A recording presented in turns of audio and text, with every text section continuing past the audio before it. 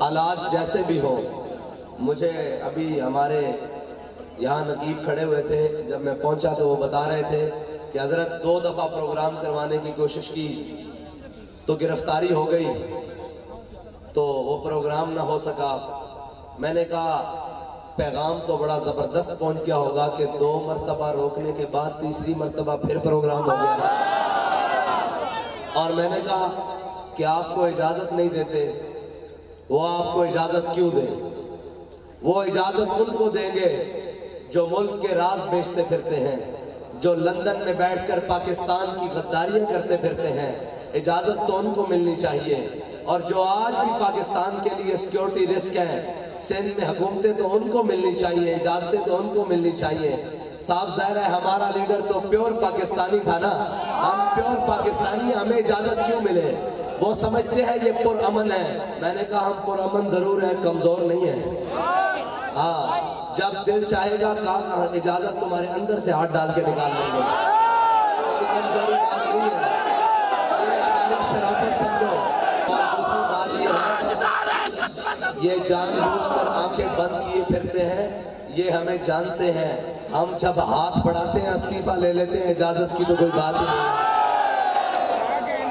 اور اجازتیں تم ان کو دیتے ہو جو ملک میں جگہ جگہ ملک کے خلاف باتیں کرتے پھرتے ہیں، اور ملک کے اداروں کو کمزور کرنے پھرتے ہیں، اور ملک کے جناب حساس ترین معاملات میں بھونکتے پھرتے ہیں۔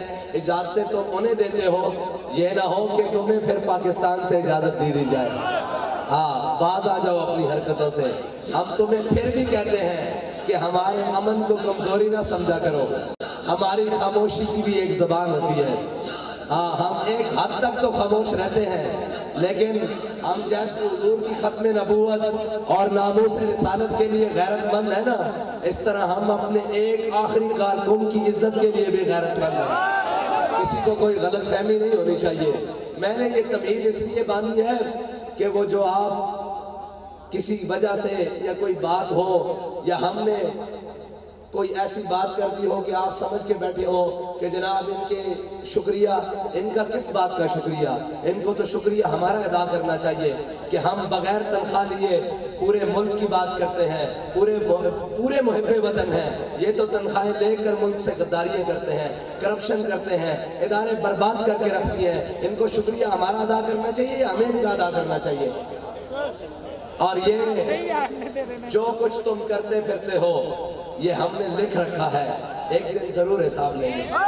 بس تمہیں اتنا بتاتے ہیں کہ ہمارے امن کو کمزوری نہ سمجھو۔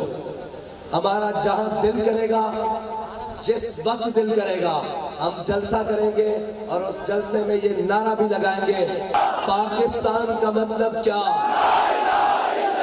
دستور ریاست کیا ہوگا۔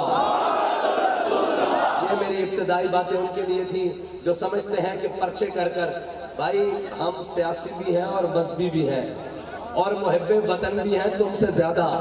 تم صرف وطن سے اس لیے محبت کرتے ہو کہ تمہاری اس وطن سے عیاشیاں منسلک ہیں۔ ہم وطن سے اس لیے محبت کرتے ہیں کہ اس وطن میں ہمارے بڑوں کا خون شامل تھا، اس وطن کو بنانے میں ہمارے بڑوں کی قربانیاں شامل ہیں، اور اگر وطن میں کوئی برا وقت آیا تو تمہارے چارٹر تیار کھڑے ہیں جس میں تم بھاگ جاؤ گے۔ اور ہم نے اپنی آنکھوں میں ماضی قریب میں دیکھا ہے کہ ایک شخص کے خلاف جب چینی اور جناب آٹے کے کیس کھلے تو وہ جا کے نیوزی لینڈ بیٹھ گیا اپنے ذاتی طیارے میں۔ میری ابتدائی باتیں ان کے لیے تھیں جو اپنے آپ کو اس ملک کے مامے سمجھتے ہیں، اور وہ اس ملک کے کسی بھی کھاتے میں مامے اس وقت تک ہیں جب تک ہم انہیں مانتے ہیں، اور جس دن ہم نے کہا نا کہ ہم آپ کو نہیں مانتے، اب ہم ساری چیزیں یہاں خود کر کے دکھائیں گے، تو پھر آپ کی ماما گیری نہیں چلے گی۔ فرعون اسی وقت تک فرعون ہوتا ہے جب تک وہ مظلوم کو دبا کے رکھے۔ اگر مظلوم سامنے سے کھڑا ہو کر یہ کہہ دینا کہ میں تجھے نہیں مانتا تو فرعون کے پلے ککھ نہیں رہتا۔ لہذا انسان بنو، بس ایک بات ہے کہ انسان بنو، اور جو تمہارا منصب ہے نا اس منصب کے مطابق کام کرو، اپنی حدوں سے نہ بڑھو۔ نہ ہم اپنی حد سے بڑھنے والے ہیں، نہ تم اپنی حد سے بڑھو۔